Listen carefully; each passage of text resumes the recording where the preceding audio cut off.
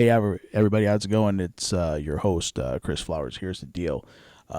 As you know, what we try to do here on the show is that we're trying to not only encourage people to start their own businesses, but we also try to give them like the proper tools to set up the businesses and do it right. So even if you're already in business, this could be a good learning tool as well because we have subject matter experts on that can help give you guidance in certain directions. So this episode, we're going to cover two really important, yet very overlooked topics. Okay, the operating agreement inside of an LLC, something that gets overlooked all the time, and everybody thinks you're going to do deals on a handshake and it never works out. And then of course there's also the proper maintenance. You have to maintain an LLC. You have to maintain your LLC or corporation documents like you maintain your car. You got to change the oil, you got to do all that kind of stuff. So I would like to introduce the Here's the Deal audience to Trisha Lotzer. She's a business broker. She's a friend of mine. She's a business broker who owns Liongate Business Brokerage, but she's also an attorney with is it Copio Legal, Trisha? Yes, exactly, Chris. Okay. Copio Legal. Okay, perfect. So now I'm going to give you guys a little, inside baseball here. Trisha and I we're such excellent golfers that we scared a group of attorneys away. They didn't want to golf with us. Okay. Because they knew we were that good. And I think we probably shot the lowest score in Top Golf history. I don't think anybody could really top the score that we did. Wouldn't you agree with that, Trisha? I kind of would. I stipulate completely that it's completely accurate. I don't think anybody's ever had that kind of top golf score as we did. Yeah, and on top of that, I mean, when you can scare a whole law office of attorneys away that were supposed to be there, they were supposed to show up and didn't, I think they just knew. They knew they were going to get hustled because, I personally think that they just felt that they were going to get hustled. So they were, I think they were smart. I think they kept away. So now, Trisha, I'm going to ask you to do me a favor. Stop me if you heard this before, okay? You got two lifelong friends. They're sitting there. They're drinking beer. They decide, hey, you know what? Let's go into business, bro. Me and you, 50-50. We'll split everything down the middle. Life is great, right? And they don't have any kind of an operating agreement whatsoever in place. And, one guy's doing 99% of the work. The other guy's out golfing. And, two lifelong friends. And now they hate each other. Okay, businesses, they want to either sell the business, or the business isn't going well, or they're saying, hey, I'm not going to pay enough money because you're not doing any of the work. And so they've got two lifelong friends. They can't stand each other now. And this is where the legal fights are going to come in. This is where you got to pay Trisha a whole bunch of money. Okay, which of course she likes that part, but to get this done, I mean, so I think if we've seen it once, Trisha, I think we've seen it 1,000 times. So from an attorney standpoint, of course, you're the legal expert here on the show. How important is it to have the details really ironed out on the operating agreement? And I mean, as far as who's going to do what, the comp, everything in general. I mean, from the legal standpoint, why don't you go explain that to us as the business owners how crucial it is? Sure, Chris. Thank you. And first of all, I want to compliment you. You've been even as much a pleasure to do business with on deals as when we've been golfing together. It's been great doing business with you. It's never boring. Either one of them is never boring, right? we have worked on some interesting deals together so far. So and I love the idea of giving these resources to people to help them succeed. And then also, before I dive into that question, just a quick disclaimer.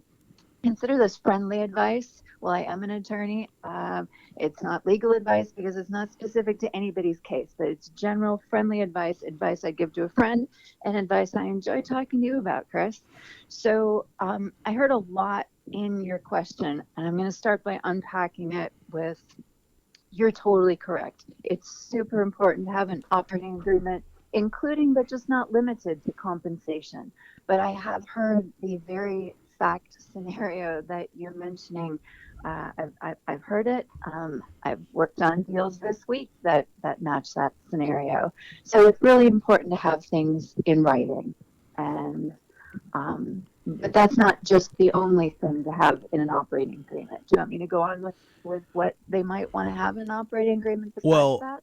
yeah, I think we got to kind of get into some of those details. We don't want, want to keep it kind of at the 30,000 foot view, but at the same time, it's, like I said, what we've seen. I know you've seen it. I know I've seen it. Is that it's not specified who's going to do what or what Yeah, expectations are going to be met. So so and so.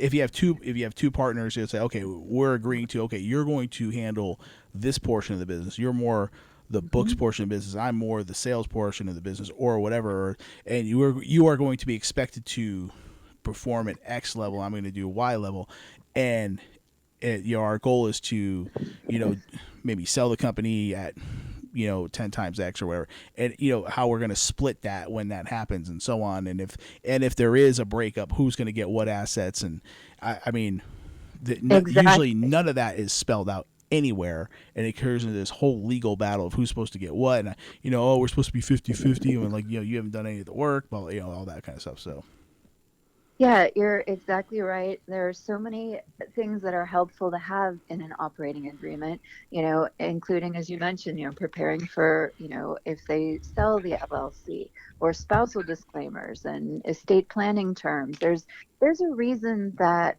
operating agreements run at least 30, 40 pages for multiple member LLCs, because I like your initial analogy about, giving your car a tune-up or an oil change. Think of an operating agreement like the instruction manual fixing your vehicle anytime something goes wrong. You may not have to know how to fix the check engine light, but if it goes on, it'll tell you what you need to do. That's what a good LLC operating agreement does, is it spells out what people need to do in different situations, and you're agreeing to it ahead of time to save a lot of time and money down the line. exactly. So what kind of details can the business owners work out prior to that? I know, like I said, there's like I said, this can go, like I said, it could be a 30-page document, but are there, Mhm. maybe just give us, like, a few, like, of the top things that really absolutely must be in a proper operating agreement to make sure that everything's, the expectations are set properly. And like I said, there's an exit strategy. I mean, even things like key man insurance, because, like I said, because two buddies can get into business together, everything's rocking and rolling, life is good, one guy dies, and then you know the trophy wife comes in who doesn't know, or husband or whoever comes in, doesn't know anything about the business, think, oh, okay, well, now I'm part owner, I want to do this. Wrong. We're not doing that. And then it turns into that, and that turns into a whole ugly thing. So, like, what would you say, like, maybe like the top five things that absolutely must be in an operating agreement to make sure that it's squared away? Oh, that's a great question, and also a challenging one to answer, because in any situation they're going to want to have in the operating agreement, and well written, whatever problem it is that's making them pull out the operating agreement in the first place. And chances are it's going to be one of these things, something to do with compensation. And I would love to give, uh, in a few minutes, perhaps a scenario around compensation that I see comes up, and one way to handle it in advance before any problems arise. So compensation, one thing you want to make sure is addressed in the operating agreement. And then what to do in any of the big D's: divorce, death, disability, or need to dissolve the LLC. There you go. Yeah.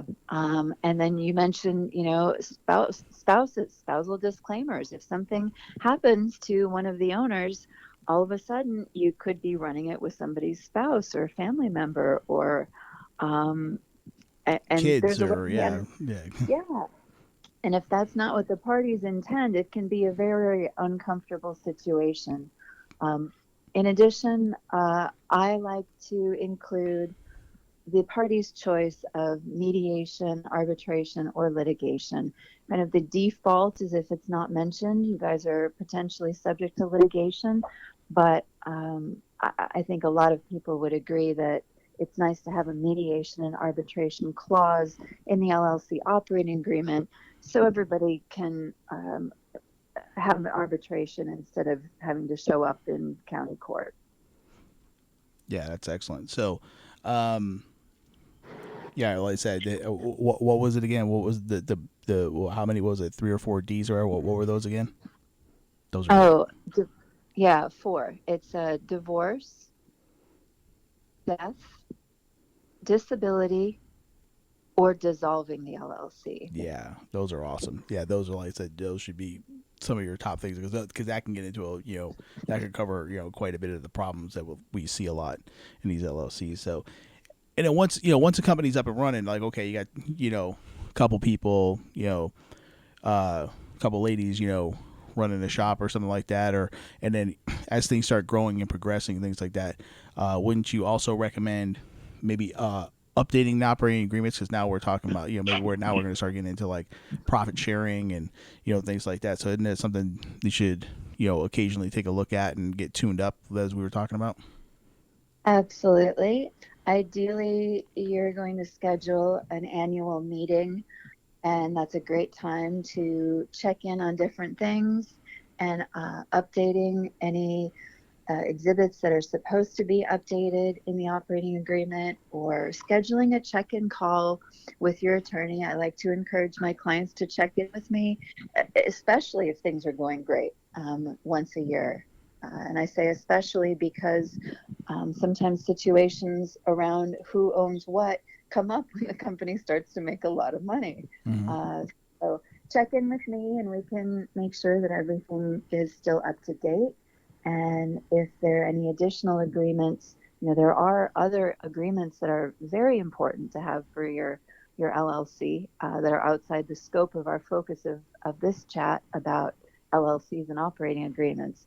So, by the way, spoiler alert, my best advice in all of this is continue to learn through programs like this, books, but having a really good business attorney who knows you, knows your business, cares about you and your business, and maybe has even owned, bought, or sold a business of your own, who you want to look for to have on your team as an advisor. So, again, friendly advice. That's some of my best friendly advice. Okay, whatever you're doing with the phone, keep it right there, because that was the clearest we've heard your voice so far. So that's great. Um, so what can we do? I mean, I don't know. Let's go into a couple of different scenarios. So, I mean, obviously, if the operating agreement is written properly and somebody's not pulling their weight, then there's some accountability. But is there anything that can be done, if you got, like, say, a couple, couple buddies, go into business, and they're supposed to be 50-50 partners, but one of them is really not pulling his weight, and then one of them gets, like, fed up with it. Okay, dude, like, you are not doing anything for this company. Is there anything, the partner who is driving the deal, is there any way to hold the other partner accountable, or is it, I mean, just, it is what it is? Or is there anything that they can do to work that out? You broke up a little bit there, but it sounds like you were asking about a situation I see, unfortunately, somewhat frequently, where one partner is doing a bunch of work in the business and the other isn't for whatever reason. And usually they each have their reasons for why what they're doing is right. And that may be so, but the issue is money and how money is being divided coming out of the company. And this is an opportunity for me to share something that has been a helpful way to prevent these kind of disputes from arising, and that's to make sure in the operating agreement, it's well written out what the roles and duties are, and to acknowledge duties separate from being just the owner or a director or an officer in the LLC. But if you're also providing day-to-day management duties, have a separate written employment contract and a separate salary assigned to that role. And be really clear about it. And then update that employment agreement or contractor agreement, as the case may be, but be very clear about the difference between your job description as somebody working in the business as opposed to someone who just owns the business. Okay, that's something I hadn't even really even thought about. That's kind of cool. I guess, well, I'll go back to, like, my original question. I'm sorry it broke up on you, but I was wondering, is there anything that the person can do? Let's say they don't have a solid operating agreement, but there is one person that is pulling 90% of the weight. Is there any way that person can hold the other person who isn't doing pulling their weight, hold them accountable? Is there any actions that they can take to get them to, adjust their actions? Is there something that they can do? Sure. There are a few things that they can do, and it's going to depend in part on what any written agreements are. Let's assume maybe worst case scenario, there are no agreements in place, except probably this is what I see. There are some verbal discussions that parties don't agree about. So what do you do then if somebody's doing 90% of the work? Well, that's a good time to start to put things in writing. And hopefully it hasn't progressed to the point where you guys are going to go your separate ways. But if you do, then instead of investing the time in an operating agreement, then it sounds like you might be doing a buy sell to separate a partnership or an early stage LLC if they have filed their initial papers of incorporation. If there are agreements in place, different story, different outcome perhaps, because then there may be a fiduciary duty that somebody is breaching. Um, but query whether they were breaching a duty as an owner of the LLC or as more in the role of an employee, like I mentioned, and you can just hire somebody to fulfill that role. So I guess to summarize, it's highly fact and document dependent, but if you have some additional facts you want to throw at me, I can help predict what the outcome might look like. Yeah, I guess like I say, I know there's like so many different ways these things can go. Everything else is a snowflake, of course. So there's no way to kind of cookie cutter nail it down. But I was wondering, maybe something like we talked about, we touched on a little bit earlier, like arbitration. Like, is there? Mm-hmm. And of course, both parties have to agree to go to the arbitration, because one partner can say, hey, you know, I don't think we're doing what we agreed to do, and so on. Of course, the person can say, okay, hey, but hey, well, I don't want to split up the company. I don't want to mess this up. Can we do some arbitration and have a third party tell us who's doing what and who needs to do what? I mean, of course, both parties have to agree to that, but is that something that can be done as well? Yeah, that can be done, and in some cases, it might even be what's required if there are written documents for mediation and arbitration. But how I see it done a lot too is I'm working on a deal like that right now. We don't have an arbitrator. Arbitration is great. But it's then you're additionally paying an arbitrator, and you've probably already got a lawyer, and the Hmm. other side has a lawyer, and maybe the partnership, the LLC has a lawyer as well. So then, do you want to add to the cost of this and have an arbitrator unless one's absolutely necessary? So right now, I'm dealing with a case very much like what we're talking about, and it's just me and the other attorney going back and forth, trying to, revise what was a really poorly written purchase and sale agreement Hmm. that put people in business in an LLC together that have been running the business without any well written operating agreement. So now we're trying to reasonably reform the deals and give the parties some options for moving forward. Arbitration probably won't be necessary, but it certainly is a good option, especially if it seems the only other option is litigation. Mm. And yeah, no, The only one that gets happy there is you guys on the legal side, right? and I'm a transactional attorney. Fortunately, I know some great litigators to call on when parties can't. Yeah, I'm kind of like good cop, Chris. I'm the transactional You're lawyer who always gets the the good cop. results. Yeah, you're always the good cop. No matter what, you always find the sunshine and everything. Like even our golf game, you find a way to make that look good. And I'm like, I can't figure that out. But Yeah. So I guess to loop back around to that, yes, arbitration's an option. Also, just, again, talking to that trusted advisor of yours and learning from your attorney, what options do you have under your particular set of circumstances, and, what can lead to the best outcome for everybody. awesome. Well, as I know there, like I said, there's so many different things that we can get into and things like that. But it really, what it comes down to is, if you don't have an operating agreement really well spelled out in your current situation, get it there. If you're thinking about starting a business, make sure it gets done in in that, and then if you need any help with that, like I said, you can get hold of Trisha.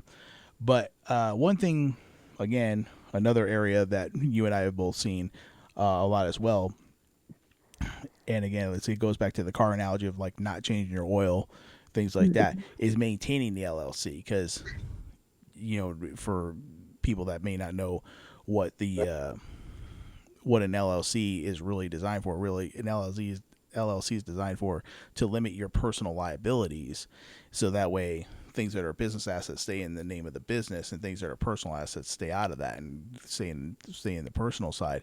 So maybe you can go into the importance of the maintenance of the LLC, to Yeah, maintain it. excellent, excellent point, Chris.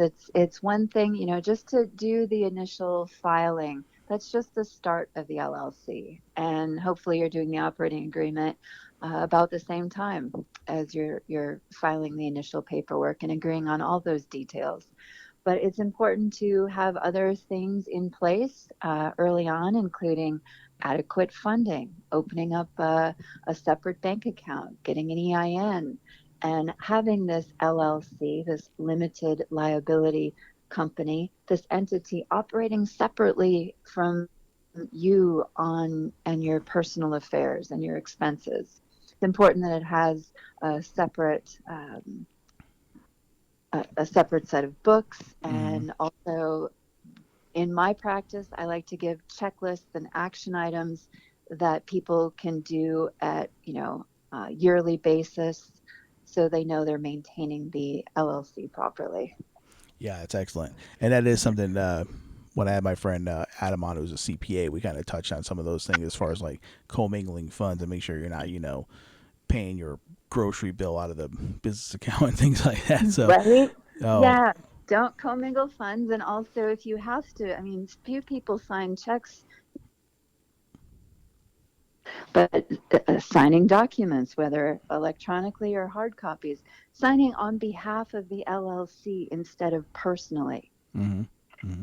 That's one of the most important things. And so what can happen if they aren't properly maintained?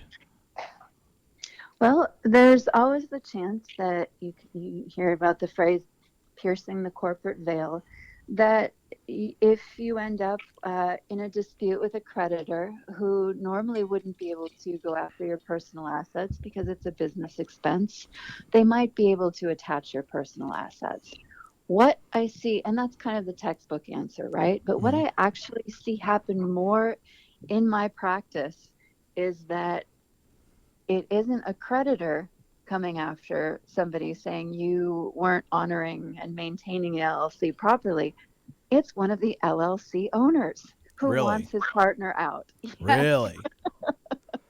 right? So the textbook answer everybody says is piercing the corporate veil. But in real life, what I see is that all of a sudden the LLC starts doing great.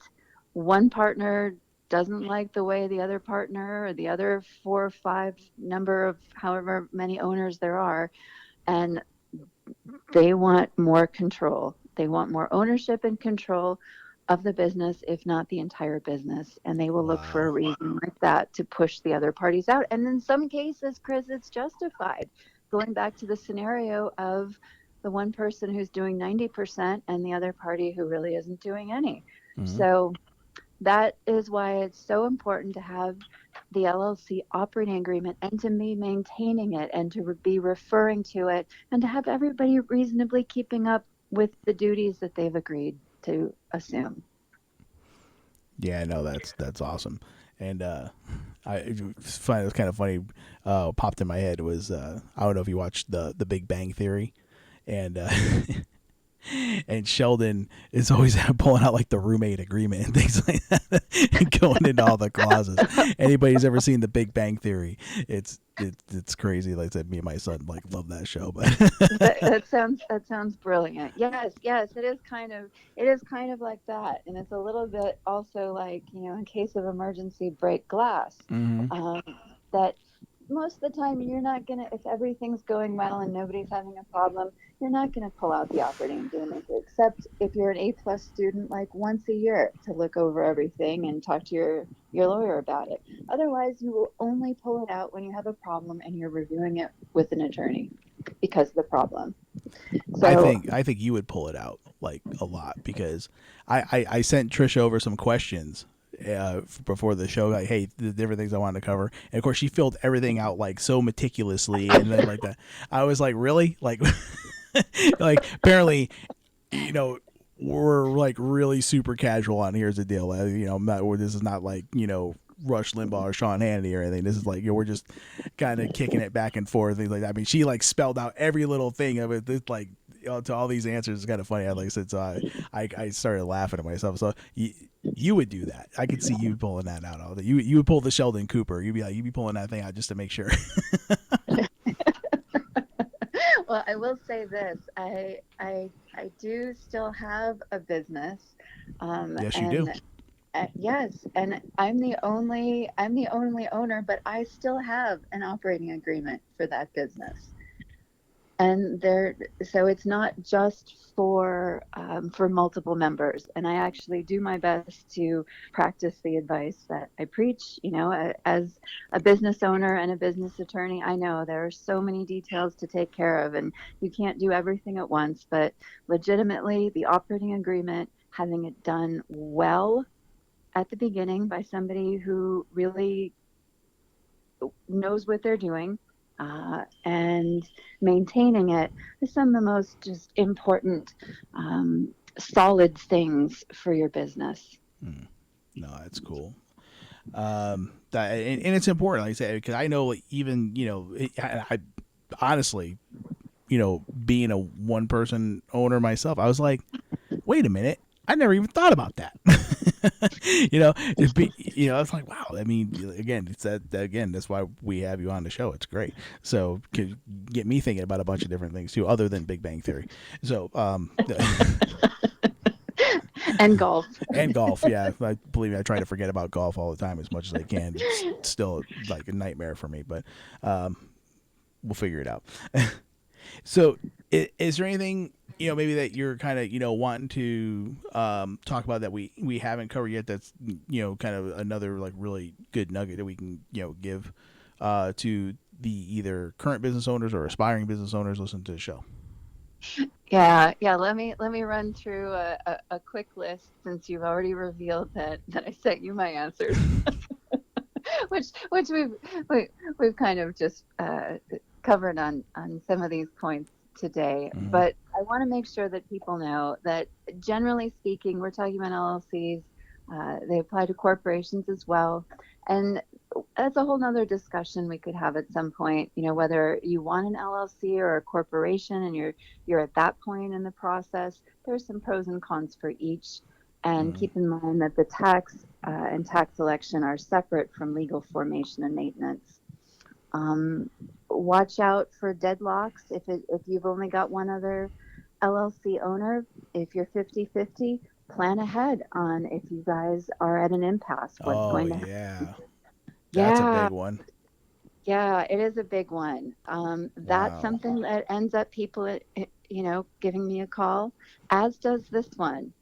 When people draft it themselves, and you mentioned this in the first couple of minutes about, legal fees. I can guarantee. I mean, we at the great firm I'm working at, based in San Francisco, a little boutique business firm, we do flat fee startups for LLCs. People know how much it's going to cost them. And I guarantee right now this week, I'm doing startups at the flat fee, and I'm already exceeded like that amount in the redos, of people who drafted their own agreements, or had somebody who was a non-lawyer draft their agreements for them, like a Mm-hmm. notary. So really, it's much more cost effective to have it done, um, well, the first time around. Absolutely. Absolutely. Hey, that's the one thing. Everybody looks at the cost, but, you know, how much does it cost you to go into litigation? How much does it cost you to go into arbitration? How much does it cost? It Yeah, far exceeds what it would have cost you to start it up the right way the first time. Measure twice, cut once, right? So that's one thing. Like I said, a lot of just people just overlook it so much, and it's Yeah. if you do, like I said, you're gonna really be pulling out that checkbook here in a minute. But I want to make sure that everybody knows, again, how to get a hold of you, and so like give everybody like your contact information with the firm and stuff like that, and then so that way if they have any questions, they can talk to you about it. Sure. Yeah. My easiest way to find me is probably on LinkedIn. My first and last name, Trisha Lotzer, Trisha, last name Lot, Z as in zebra, ER. Uh, Copio Legal is the firm that I'm with, based in San Francisco. We're a business law firm working with startups doing formations and a full range of services throughout the business life cycle. I still maintain my Arizona broker's license and work on key business buy sell deals, high quality, low number through Lionsgate. And a shout out to my operating partner there, Ducat Private Equity. I'm a buy side deal sourcing operating partner with the private equity group. And so if anybody wants to contact me, that's my range of experience. Excellent, excellent. So, On my, uh, as you know, of those I highly recommend doing business with. And it's been a pleasure talking to you. oh no, yeah, no, I appreciate that a lot. So yeah, so again, I know we talked about a lot of different things here on the show, but again, that's what this podcast is all about. We're trying to give you the tools up front, and if you already started, and we're trying to make sure that you get yourself retooled and do things the right way, so that way when you do grow that business to where it's exceeding all your dreams, we want to make sure that you get out of it everything that you plan to get out of it. And people have listened to the show before have already heard my philosophy is you should have an outside board of directors, and that should be your banker, your CPA, and your attorney. Yeah. All three of those people need to come together and share the vision. You give us the vision, we tell you. Trisha tells you how to keep things on the legal side. A good CPA is going to tell you, okay, here's what we could do, and the CPA and the banker got to work together. So okay, you can write off these things, but if you want to buy that building, or you want to sell the company for the pot of gold at the end, we got to work together, because if you write off everything, your balance sheet's going to look terrible, and you're not going to get that pot of gold at the end. So again, that board of directors, have the big three in place, so that way you are reaching all of your goals and you're satisfying the dream. So thanks again, Trisha, for being on the show. Like I said, we greatly appreciate it, and we'll look forward to having you on again later on. All right. Excellent. Thank you so much, Chris. Thank you. Thank you, everyone. All right, bye now.